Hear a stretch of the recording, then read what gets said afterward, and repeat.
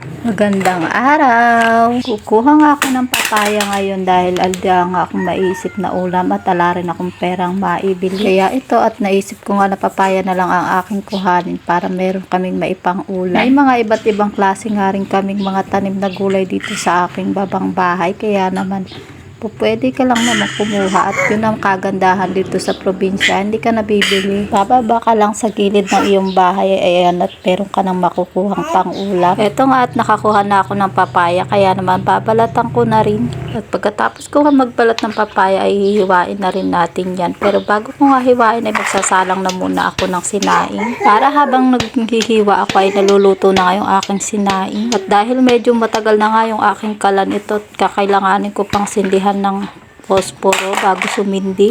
May mga 6 na taon na nga rin itong aking kalang, kaya naman talaga masasabi kong sentimental value na sa akin ito. Nang makasalang nga ako ng sinaing at makapag-apoy ito at inumpisahan ko na nga rin hiwain yung ating papaya. Hihiwain ko lang siya ng manipis para madali naman siyang maluto. Nang makatapos naman nga akong maghiwa ito at nagpitpit na rin ako ng kaliit na luya na ilalagay ko mamaya sa aking iluluto. Maaga nga rin akong nagising kanina kaya ito at nakapaglaban na ako ng aming mga damit. Araw-araw nga ako naglalaba ngayon ng damit dahil panay-panay ang ulan ngayon. Dahil sunod-sunod nga rin ang bagyo. Sa katunayan ay meron pa nga akong mga nilabhan dito kahapon na hindi pa nga nailalabas at hindi pa naituyo. Kaya naman habang naghihintay ay inilabas ko na nga rin. Sa pagiging nanay nga kailangan marunong kang dumiskarte at marunong kang pagsunod-sunod rin ng iyong mga trabaho para maaga kang matapos. Lalo na nga sa mga katulad ko na nanay na merong mga maliliit na bata na binabantayan. Hindi biro at hindi nga basta-basta ang pagtatrabaho bilang isang nanay. Kaya naman masasabi ko talagang napakahirap na napakasarap ang buhay ng isang ina.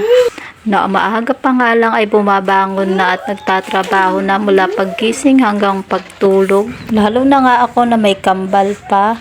Talagang sinasamantala ko kapag kaganyang nananahimik sila at naglalaro. Kaya kapag kaganyan ay ginagawa ko na nga lahat ng trabaho. Katulad na nga lang ngayon, maaga pa niyang mga oras na yan pero nagluluto na nga ako ng pananghalian namin. Para mamaya kahit mag-iyakan na sila ay natapos ko na yung aking trabaho. At para na din kapag dating na estudyante ko mamaya ay kakain na lang sila at nakaluto na ako. Isa nga din yun sa ayaw kong mangyari yung nagagahol ako sa oras kapag may pasok yung mga bata.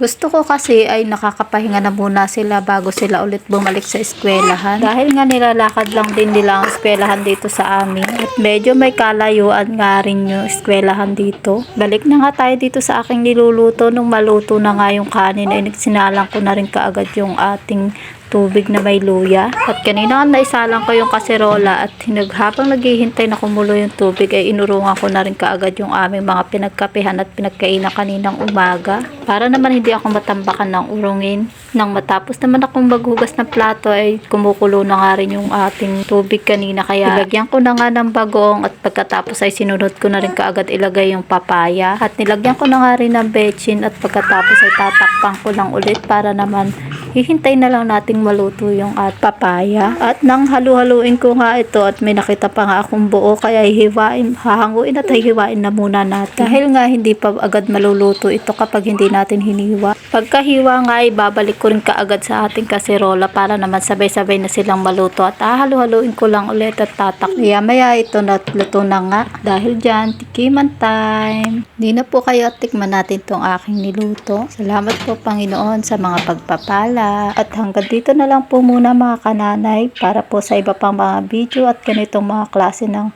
video at cooking tutorial at cooking ideas, just check my channel at huwag niyo kakalimutan mag-like at subscribe. I-follow niyo na rin ako sa aking Facebook page na Buhay Nanay. Yun lamang po. Salamat po sa inyong panunood at nawa ay pagpalain tayo ng ating Panginoon.